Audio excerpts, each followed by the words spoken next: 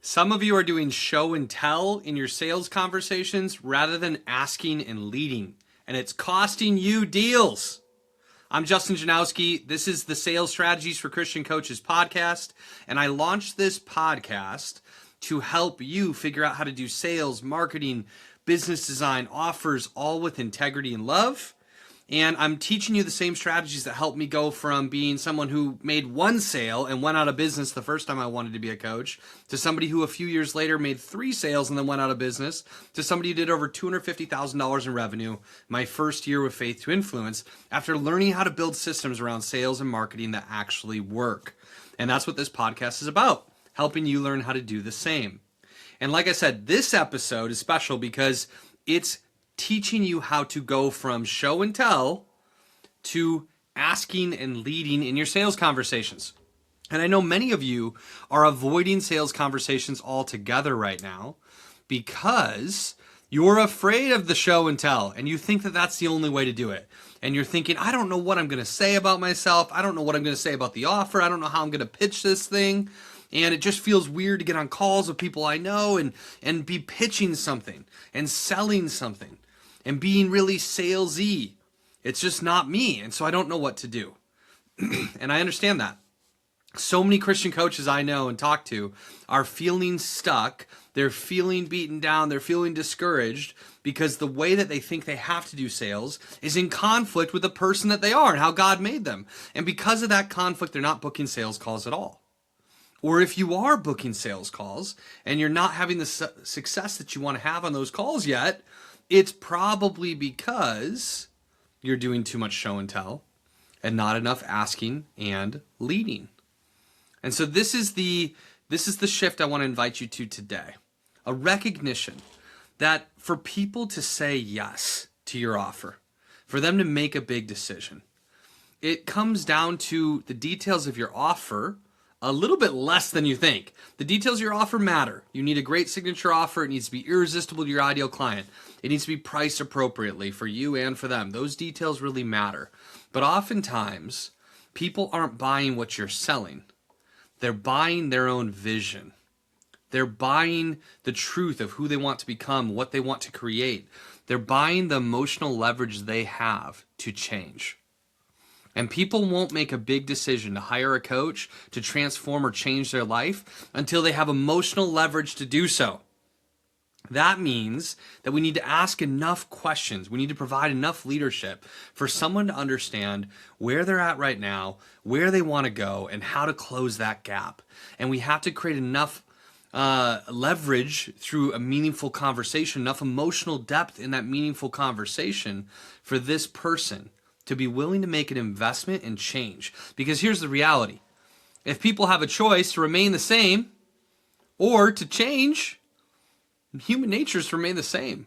Human nature is to remain comfortable. Human nature is to take the path of least resistance and greatest ease, which usually means doing nothing.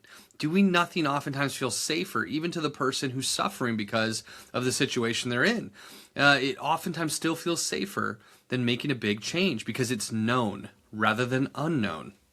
And for us to prepare people to make a big decision and to step into the unknown of change and transformation and coaching and a big offer and a big investment and a big belief in themselves, a big faith in themselves, it requires a journey.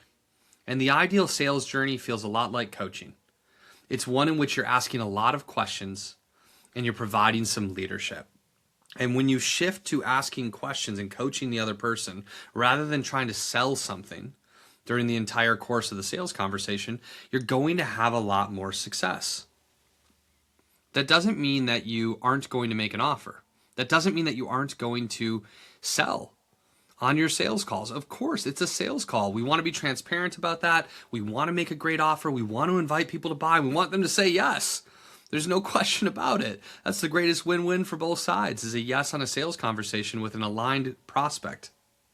And on our way to yes, on our way to the offer, 90% of the sales conversation should be asking questions and providing leadership. 10% of it's making your offer, responding to objections, and more. But 90% of it should be asking questions and providing leadership. And so something for you to pause and consider is, how much are you talking in the sales conversation versus how much is your prospect talking? They should be talking a lot in the sales conversation. You should be gathering information, asking questions, leading. I'm always taking notes in my conversations. I've got a notepad in front of me. I've got my pen ready, and I am taking notes as I'm learning about this person. And I'm asking a considerable amount of questions to get to understand who they are, what they want, why they want it, what's holding them back, what about it feels big or heavy or scary, why haven't they done it yet, and what's at stake. What's going to happen if they continue to go, this problem that they have, it's preventing them from getting what they want. What's going to happen if they continue to live with that problem unsolved? And what is possible for them when they solve this one big problem? How could life be different? How could their business be different, or their health, or their relationships, or whatever it is that you help people with? What's going to change when they solve this problem? As we start asking them these questions and they start getting greater clarity and they start to see the opportunity at hand, this is when you'll recognize them, many of your prospects, many of the people that you were meant to serve. You'll recognize them having a breakthrough moment where ultimately deciding to change, to transform, to invest in and believe in themselves becomes more and more compelling. And staying safe and comfortable and remaining the same and just doing the same thing they've always done becomes less and less available to them when we ask enough questions and when we support and lead them. Now, here's the cool thing about this, is if we do this with somebody, if we ask them about their goals and their dreams and what they want and where they're at and what's holding them back and what's at stake and why this is so important, if we ask all these questions and we help people get to a place where they uncover the leverage that they already have inside of themselves to change, to transform, to make big decisions, to become who God created them to become. If we help them get to that place of commitment to making a change, we help them uncover the leverage. Even if they don't buy from you, you've given them a gift. You've given them the gift of clarity. You've given them the gift of inspiration. You've given them the gift of direction. You've given them the gift of commitment. And if they can't afford your program, or they're not a fit for your program for some other reason, or you're not a fit for them, and this is going to happen, but they've gotten that clarity and they've made that commitment to themselves, of course they're more likely now to go achieve that goal, to solve that problem, to take the next step on their own than they would have ever been before they met with you, before they got to know you, before you had that meaningful, empowering, coaching-based sales conversation. And so that's the gift I want to invite you to give to all of your prospects. And the great news about it is, while you're giving them a gift, whether they buy or not, of course, they are significantly more likely to buy when you've asked great questions and you've provided great leadership. And great leadership oftentimes simply comes in the form of a bold question. Now, you may also, of course, reflect back what you're hearing. You may give some perspective from time to time. You may compliment or encourage or speak the unspoken as you see someone's heart, as you see and hear their why, as you believe in their vision and what's possible for them, as you speak life into them.